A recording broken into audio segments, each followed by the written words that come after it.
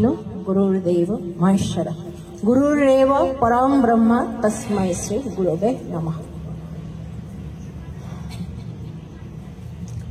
उपस्थित सकल दादा ओ मायेदेर आमार आनंदित जय गुरु।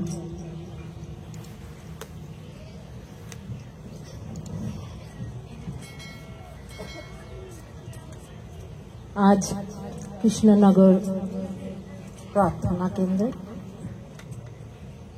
वार्षिक उत्सव এই উৎসবে এসে আমি নিজেকে তো নিজে ধন্য মনে করছি। আর আজ বেশ কয়েকদিন হলো আমরা সবাই জানি, পুরো বিশ্ববাসী জানেন যে রাম মন্দিরে রামলালার প্রতিষ্ঠা হয়েছে, তার প্রাণ প্রতিষ্ঠা হলো। তো যিনি মূর্তিকার তিনি প্রাণ প্রতিষ্ঠার পর তিনি তো মূর্তি বানিয়ে পাঠিয়ে দিয়েছিলেন, তারপরে মন্দিরে স্থাপিত হয়েছে, তারপরে প্রাণ প্রতিষ্ঠা হয়েছে। প্রাণ প্রতিষ্ঠার সময় তো কেউ ছিলেন না গর্ভগৃহে, গর্ভগৃহের থেকে সকলে বেরিয়ে গেছেন। সেখানে রীতিমতন পুজো পাঠ নানান ধরনের পূজা অর্চনাদির পরে যখন প্রাণ হলো, প্রাণ স্থাপন করা হলো, তখন প্রাণ প্রতিষ্ঠা করার পরে সকলের যখন ওখানে যাওয়ার অনুমতি হলো, তখন যখন মূর্তিকার নিজে গেছেন, নিজে গিয়ে নিজের মূর্তিকে চিনতে পারছেন না, বলছে অবাক হয়ে দেখছেন মূর্তির দিকে তাকিয়ে।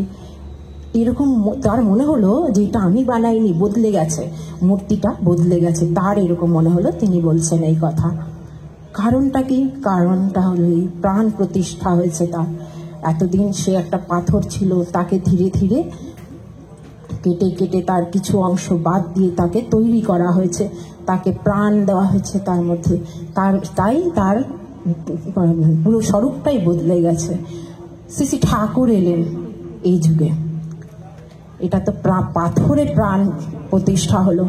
শ্রী শ্রী ঠাকুর এলেন আমাদের মতন মানুষদের মধ্যে, যারা আমরা বলি আমরা জীবন্ত, আমরা বলি আমরা মানুষ, তাদের মধ্যে সত্যিকে আমরা যদি সত্যি ভেবে দেখি, আমাদের চলন বলন পোশাক পরিচ্ছদ খাওয়া দাওয়া সমস্ত কিছু আমরা যদি নিজে বিচার বিবেচনা করে দেখি, সত্যিকে আমরা সাধারণ যখন থাকি, যখন আমরা শ্রী শ্রী ঠাকুরকে জীবনে ধারণ করিনি, তখন আর এখনের মধ্যে কতটা পার্থক্য মনে হয় যেন সত্যি তো তখন তো জীবন্ত ছিলাম না, চলছিলাম বলছিলাম দেখছিলাম সবকিছু করছিলাম, কিন্তু এখন প্রতিষ্ঠা প্রাণ প্রতিষ্ঠা হয়েছে বীজ মন্ত্রের দ্বারা। তিনি বীজ মন্ত্র দিয়ে আমাদের মধ্যে প্রাণ প্রতিষ্ঠা করলেন। তখন আমরা বলছি, কি বলছি? তোমায় দেখে চোখে আমার দেখা ফুটেছে, তোমার বাণী শুনে শ্রবণ শুনতে পেয়েছে। আর আগে যখন ছিলাম কেমন ছিলাম? তখন কেউ কারো কষ্ট হলে কষ্ট লাগতো না। যেই বীজ মন্ত্র ভেতরে গেল, মন নরম হয়ে গেল, আত্মার স্বরূপ বদলে গেল। আত্মার ওপরে যে পর্দাগুলো ছিল স্বরূপর, কাম ক্রোধ লোভ মোহ মদ মাৎসর্য, সব একটা একটা করে যে ধীরে ধীরে, একবারে তো সরেনি, ধীরে ধীরে যে সরতে লাগলো, একটু একটু করে মানুষের ব্যথায় জীবজন্তু। এখন আমাদের জীবজন্তু দেখলে কষ্ট হয়, একটা গাছের কষ্ট দেখলে কষ্ট হয়। এটা আগে হতো কি, আপনি সাধারণ মানুষ, আমরা যদি সাধারণদের দেখি আর দীক্ষা যারা নিয়েছে তাদের মধ্যে দেখি কত তারা একটা গাছকে যখন তখন যেমন তেমন ভাবে উপড়ে ফেলছে, একটা প্রাণীকে যখন তখন লাঠি দিয়ে মারছে তাড়াচ্ছে। কিন্তু একটা সৎসঙ্গী একটা দীক্ষিত মানুষ কখনো এটা করতে পারে না, তার প্রাণে ব্যথা লাগে। ওই যে তোমার বাণী শুনে শ্রবণ শুনতে পেয়েছে, তার বাণী যখন থেকে আমরা শুনেছি তখন থেকে আমরা শুনতে শিখেছি, গাছের কথা শুনতে শিখেছি, পশু পাখির কথা শুনতে শিখেছি, পাথরের কথা শুনতে শিখেছি, সমস্ত কিছু। পাথরকেও শ্রী বরদা বললেন যে জানি একটা চেয়ারকে এভাবে সরালি, একটা দরজাকে এভাবে বন্ধ করলি, ওর মধ্যেও তো প্রাণ আছে, জানিস? আমরা তো জানতাম না। তিনি আমাদের শেখালেন যে একটা দরজা, সেটাকেও যখন লাগাতে হবে তারও ব্যথা লাগে। অবশ্যই আমি যে বলছি সবসময় এটা খেয়াল করতে পারি বা মনে থাকে তা নয়, এটা আমি অকপটে স্বীকার করছি, কিন্তু তবে চেষ্টা করি তাকে সবসময় তার কথাগুলোকে জীবনে ধারণ করার। আমি চেষ্টা করি, তাই আপনাদেরকেও বলার চেষ্টা করছি যে ঠিক তিনি যেমন বলেছেন আমরা যদি তেমনটা হই। এই যে তোমায় দেখে চোখে আমার দেখা ফুটেছে। আমি বহু বছর, আমার মা বাবা তো দীক্ষিত ছিলেন, বহু আগেই নিয়েছিলেন, তো সেই সূত্রে আমি দীক্ষা পেয়েছিলাম যাজকের মাধ্যমে, যিনি এসে 12 বছর হয়েছে মেয়েকে দীক্ষা দিতে হবে, দীক্ষা দিতে হবে, দীক্ষা দিয়ে দিয়েছে। কিন্তু দীক্ষার পরে ব্যাস ওখানেই, তারপরে আর তেমনভাবে ঠাকুরকে জানাও হয়নি, ঠাকুরের পথে চলাও হয়নি। আসলাম, বিয়ে হয়ে আসলাম এই মহারাষ্ট্রে, এখানে এসে আমি ঠাকুরকে জানতে পারলাম সেইভাবে। নয়তো আমাদের ওই মাসিক একটা সৎসঙ্গ ছিল, যিনি আমাদের ঋত্বিক দেবতা ছিলেন, তার বাড়িতে হতো মাসিক সৎসঙ্গ, তার বাড়িতে উপস্থিত থাকতে হতো। গেলে পরে একটা করে প্যাকেটে মিষ্টি, যে যাবে তার একটা করে প্যাকেট, আর নয়তো কিন্তু তার প্রসাদ হবে না। ছোট ছিলাম, হয়তো প্রসাদের লোভেই যেতাম, বা ঋত্বিক দেবতা যিনি যেটুকু বলতাম আমরা, তার ভয়ে যেতাম যে রাগ করবেন তিনি, তো সেইভাবেই যাওয়া। আর ব্যাস, এর থেকে বেশি তো আর হয়নি। মহারাষ্ট্রে এসে ঠাকুরকে জানলাম, যখন ঠাকুরকে জানলাম দেখলাম অনেক দেরি হয়ে গেছে, তো এ তো অনেক দেরি হয়ে গেছে, এখন কি হবে? আমি আমার ছেলে মেয়ের নাম রেখেছি, আমার ছেলে মেয়ের নাম, প্রয়োজন মনে করিনি কোনো গুরুজনের আশীর্বাদ নেওয়া বা কোনো ইয়েতে, নিজেই রেখেছি ছেলে মেয়ের নাম। দেখলাম বাবা, আমি যা নাম রেখেছি এ নামের তো কোনো মানে হয় না, এ নামে দিয়ে কি হবে, নামটাই তো মেন। তখন আমি এই ঋত্বিক দেবতাদের বললাম, এই অনেক কেউ বললাম যে আমার ছেলে মেয়ের একটা নাম এনে দিতে হবে। আমার ছেলে তখন ক্লাস 7-এ পড়ে, অত বড় ছেলের নামকরণ হবে কি? সব ঋত্বিকরা বলছে, হাসছে আমার উপরে, বলছে না না এটা তো হতে পারে না। এই ওনারা আমার সবাই বলছে না না এখন, ও তো ছোটোবেলায় জন্ম হওয়ার পরে হয়। আমি তো বললাম না না না, আমার ছেলে মেয়ের নামকরণ করতে হবে, তাদের নাম পেয়ে, এবার নামকরণ না হলে শুরু কোথার থেকে হবে? নিজে নিজে চিঠি লিখলাম দেওঘরে, দেখি কি হবে, নামটাই তো মেন। তখন আমি এই ঋত্বিক দেবতাদের বললাম, এই অনেক কেউ বললাম যে আমার ছেলে মেয়ের একটা নাম এনে দিতে হবে। আমার ছেলে তখন ক্লাস 7-এ পড়ে, অত বড় ছেলের নামকরণ হবে কি? সব ঋত্বিকরা বলছে, হাসছে আমার উপরে, বলছে না না এটা তো হতে পারে না। এই ওনারা আমার সবাই বলছে না না এখন, ও তো ছোটোবেলায় জন্ম হওয়ার পরে হয়। আমি তো বললাম না না না, আমার ছেলে মেয়ের নামকরণ করতে হবে, তাদের নাম পেয়ে, এবার নামকরণ না হলে শুরু কোথার থেকে হবে? নিজে নিজে চিঠি লিখলাম দেওঘরে চিঠি লিখে পাঠালাম। আমি পাঠালাম বটে, মনে মনে ভাবলাম আমার মতন ক্ষুদ্র নগণ্যের চিঠির কি আর উত্তর আসবে? ঠিক দেখলাম কদিন পরে চিঠির উত্তর আসলো, একটা সাদা পোস্টকার্ডের মধ্যে লেখা রয়েছে আমার ছেলের, আমার মেয়ের নাম।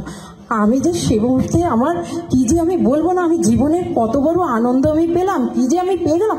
ঠাকুর আমার কথা শুনেছে, কে চিঠি লিখেছে, কে যে নাম দিয়েছে তা আমার জানি না, ঠাকুর শুনেছে, ঠাকুর নাম দিয়েছে।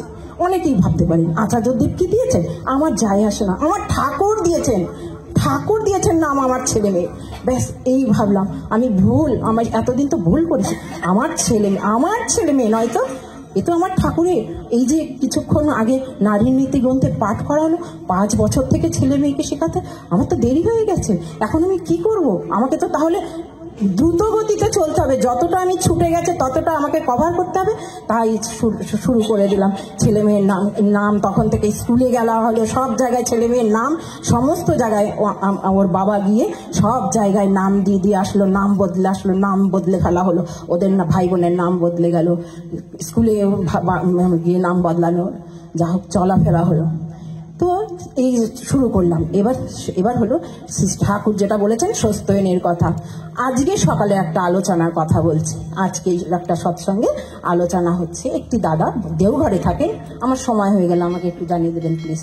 তো দেওঘরের এক দাদা আলোচনা করছেন, সকালবেলায় শুনলাম। দাদা বলছেন যে আমাকে আচার্যদেব ডেকে বললেন আপনাকে বিহারির কোনো একটা আদিবাসী এলাকা, সেখানে যেতে হবে, সেখানে গিয়ে সৎসঙ্গ মানে উৎসব অ্যাটেন্ড করতে হবে। তো দাদা বললেন ঠিক আছে, দাদা খুব খুশি, আচার্যদেব আদেশ দিয়েছেন, আমরা তো সবাই আচার্যদেব যদি বলে থাকেন সে কথা পালন করার জন্য সবাই উৎসুক থাকি। তো দাদা বললেন, সেই মতে দাদা তৈরি হয়ে গেছেন যে ওই এলাকায় যেতে হবে। দাদা রীতিমতো সময় মতন সেই এলাকায় পৌঁছে গেছেন। পৌঁছে গিয়ে দেখছেন যে সেই জায়গাটায় অনেকটা জায়গা নিয়ে বেশ, কিন্তু পুরো মন্দিরটা বেশ সুন্দর, ছিমছাম পরিষ্কার নিখুঁত, কিন্তু ওটা মাটির, আর ওপরে ওই ছন বলে না কি, ওই দিয়ে আর কি ছাউনি দেওয়া, আর ঘর হচ্ছে মাটির ঘর। পুরো জায়গাটা গোবর দিয়ে সুন্দর করে লেপা পোতা রয়েছে, সুন্দর হয়েছে। তো দাদা দেখে অবাক হয়ে গেলেন। দাদা একজনকে ডেকে বললেন, এই যে এখানে এরকম কেন, এই জায়গাটা এই মাটির কেন, পুরো জায়গা কোথাও তো মাটির নেই। তো তখন একজন দাদা বললেন, এখানে আদিবাসী একজন মা এই জায়গাটা দান করেছেন। সেই জায়গাটাই দাদা, আমাদের এখানকার কিছু লোক আমরা গিয়ে দাদার কাছে, মানে দাদারা গিয়ে বলেছেন, দাদা আমরা ওই জায়গায় মাটির মন্দির বানাতে চাই। তাই আপনি সিসি বর্দার সময়কার কথা, সিসি বর্দা বলেছিলেন ঠিক আছে। তো সেই থেকে মাটিরই রয়ে গেছে, সেখানে মাটির কারুকার্য সমস্ত কিছু সেইভাবে ওখানে সুন্দর মন্দির প্রতিষ্ঠিত হয়েছে। তো সেখানে গিয়ে দাদা বললেন, দাদা এমনি সেই দাদা, আমরা তো কিছু কিছু যারা ঠাকুরকে বেশি ভালোবাসি, বেশি জুড়ে থাকি, তারা কিন্তু ঠাকুরের বুঝতে পারেন আচার্যদেব আমাকে এখানে কেন পাঠিয়েছেন। তার মনের মধ্যে ঘুরছে যে আমাকে হঠাৎ করে দাদা এখানে কেন পাঠালেন। যা হোক, অনেকটা হাতে সময় ছিল, তো বাইরে দাদা একটু বেড়াতে বেরিয়েছেন। তো একজন বয়স্ক মানুষকে দেখলেন, তাকে জয়গুরু দিয়ে বললেন, দাদা এটা আপনার বাড়ি? বললো হ্যাঁ। তো দাদা দুটো চেয়ার এনে সেই দাদা আর উনি বসলেন, দুজনে বসার পরে গল্প হচ্ছে, কথা হচ্ছে, ইষ্ট কথা হচ্ছে। তো দাদা বললেন যে একটি মেয়ে কিছু এসে কানে কথা বলছে ওই বয়স্ক মানুষের। তখন বলছে, এটি কে, কি বলে গেল আপনাকে? বলছে, এটি আমার বড় ছেলের ঘরের নাতনি। তো বলছে, ও দীক্ষা নিয়েছে, ও তো বড় হয়ে গেছে, দীক্ষা নিয়েছে, মেয়েটির বয়স 14-15 হবে, দীক্ষা নিয়েছে। বলছে, কি বলছেন দীক্ষা নিয়েছে? 14-15 বছর বয়সের মেয়ে দীক্ষা নিয়েছেন জিজ্ঞাসা করছেন?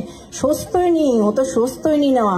তো বলছে, কি বলছেন, মেয়ে সন্তানকে স্বস্তিনী দিয়ে দিলেন আপনি ভাবলেন না যে কিভাবে, কোথায় বিয়ে দেব, কি হবে, কেমন হবে, তো চিন্তা করলেন না? তখন বলছেন, তখন সেই বয়স্ক, পুরো এলাকাটাই আর কি আদিবাসী এলাকা, আদিবাসী, ওখানে সবাই আদিবাসী। তো সেই দাদা বলছেন, কি বলছেন দাদা, আপনি দেওঘরেই থাকেন, কিন্তু আপনার না ঠাকুরের উপরে বিশ্বাস নেই, তাহলে আর আপনি এই কথাটা বলতে পারতেন না। ঠাকুর, আমার মেয়ে, আমি ভাববো কেন, সেটা তো ঠাকুর ভাববে। যে স্বস্তিনীধারী মেয়ের বিয়ে কোথায় হবে না হবে সে ঠাকুর ভাববে, আমার কাছে তো তাকে দীক্ষা দেওয়া, আমার কাছে তো স্বস্তিনী দেওয়া। যা হোক, স্বস্তিনী আর দীক্ষা হয়ে গেল মেয়েটি। তার কিছুদিন পরে দাদার সাথে যখন আবার পুনরায় দেখা হলো, দাদা বললেন, সেই বয়স্ক দাদা এই দাদাকে বললেন, দাদা আমার মেয়ের একজন বর সিও, মানে সিও একটা ছেলের সাথে তার মেয়ের বিবাহ হয়েছে, আর পুরো ফুল ফ্যামিলি স্বস্তিনী। আর তারপরে আর একটুখানি 2 মিনিট বলে নিই যে ওই দাদার কথা, যিনি সব আচার্যদেবের নির্দেশে এখানে উৎসবে এসেছিলেন, তিনি বললেন, আমি বাড়ি গিয়ে ঠিক করলাম যে আমি তো অনেক, সত্যি কথা তো আমার তো ঠাকুরের উপরে বিশ্বাস নেই, আমার মেয়ের 17 বছর বয়স হয়ে গেছে, আমি এখনো আমার মেয়েকে স্বস্তিনী দেইনি। তো তিনি বাড়ি আসলেন, এসে ঠিক করলেন, বিঙ্কি দাদার কাছে গেলেন, পূজনীয় বিঙ্কি দাদার কাছে গেলেন, গিয়ে বললেন, দাদা আমার মেয়েদেরকে তো আপনি দীক্ষা দিয়েছেন, তো কালকে আমি ওদেরকে স্বস্তিনী দেব। দাদা বললেন, তখন পূজনীয় বিঙ্কিদা হেসে বললেন, এতদিন পর আপনার মনে হলো স্বস্তিনী দেওয়ার কথা? তো বললো, যা হোক, ভালো হয়েছে, মনে পড়েছে, তো আপনার ঠিক আছে, কালকে সকালে নিয়ে আসবেন, স্বস্তিনী দেবো। তো যা হোক, আমি কি তাকে স্মরণ করে 2 কথা বলার চেষ্টা করলাম, যা এলোমেলো যা বলেছি, আমার যদি ভুল ত্রুটি থাকে আমায় ক্ষমা করে দেবেন। জয় গুরু।